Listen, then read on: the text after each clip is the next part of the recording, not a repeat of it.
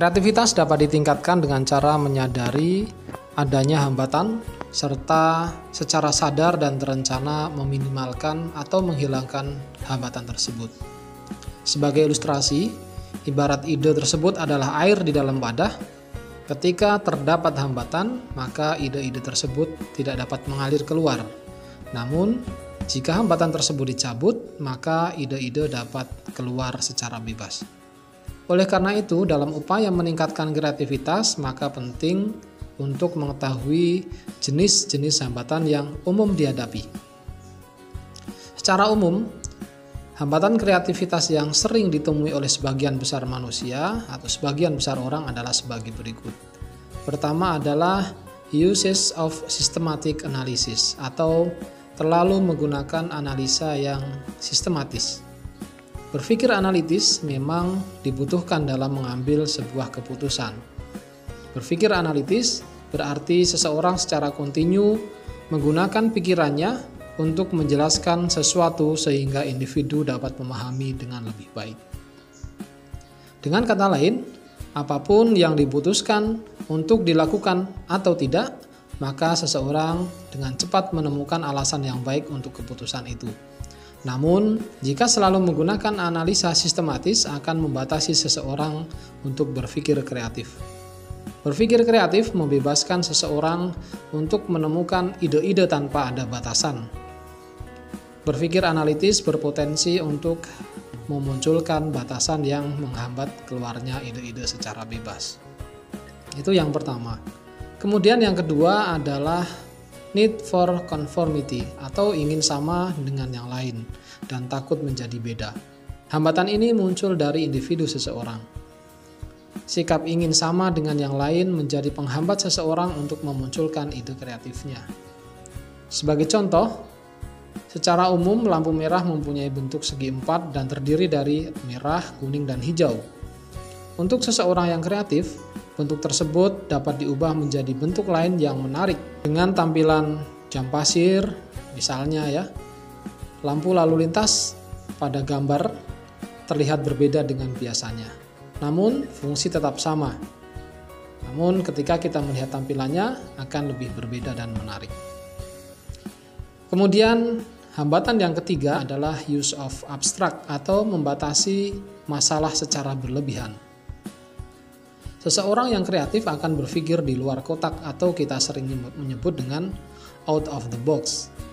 Membatasi masalah secara berlebihan membuat ide-ide hanya ada di dalam kotak saja, sehingga potensi kreativitas akan terbatasi.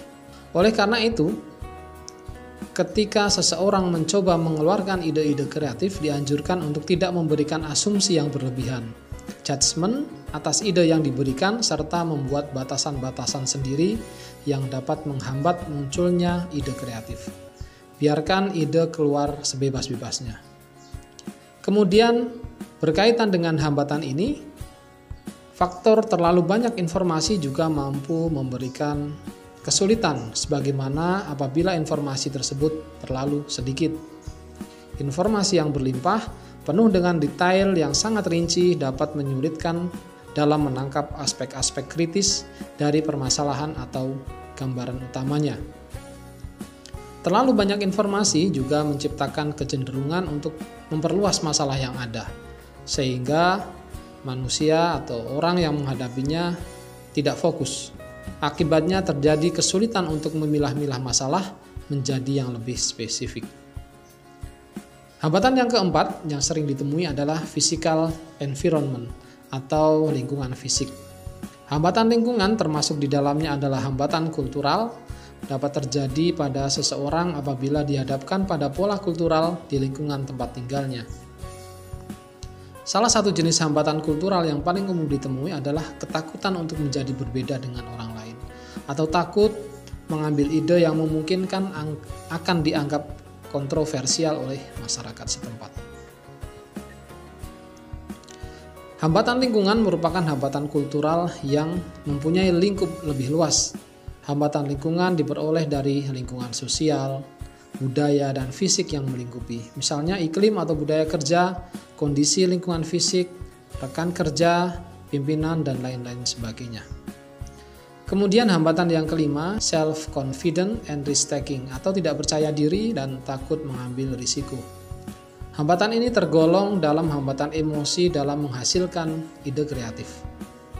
Tidak percaya diri merupakan sikap merasa tidak memiliki apa-apa, kepandaian, sumber daya, dan lain sebagainya. Tidak percaya diri muncul dan diciptakan oleh diri sendiri. Kepercayaan diri merupakan keyakinan dan semangat yang tinggi untuk dapat mengendalikan keadaan yang akan menghasilkan gagasan-gagasan positif dan kreatif. Kepercayaan diri yang tinggi akan menimbulkan keinginan yang besar untuk merealisasikan gagasan dengan sebaik-baiknya. Karena kepercayaan diri merupakan salah satu sifat yang menjadi faktor pendorong bagi seseorang dalam mencoba tantangan dan tidak takut untuk berkreasi sehingga meningkatkan kinerja dirinya. Seseorang selalu dihadapkan dengan aktivitas pengambilan keputusan, di mana keputusan yang diambil tidak lepas dari kemungkinan adanya risiko yang diambil. Oleh karenanya, takut untuk mengambil risiko akan menghambat munculnya ide kreatif. Mereka akan merasa selalu dalam zona aman, sehingga potensi kreativitas yang seharusnya muncul tidak dapat dikemukakan. Seorang yang kreatif bersedia mengambil risiko yang terkalkulasi atau menghindari risiko yang tidak perlu. Kemudian, hambatan yang keenam adalah task achievement atau pencapaian tugas yang tidak didukung. Hambatan ini merupakan hambatan yang muncul dari luar individu seseorang atau kita sering menyebut hambatan eksternal. Misalnya, pimpinan yang tidak menghargai pendapat orang lain atau tidak ada kerjasama dan dukungan antara tim kerja dan lain sebagainya. Selain itu, elemen penghambat yang digolongkan dalam kategori ini adalah kurangnya dukungan untuk mematangkan gagasan serta penekanan yang berlebihan pada aspek kebersamaan atau bahkan persaingan kerja.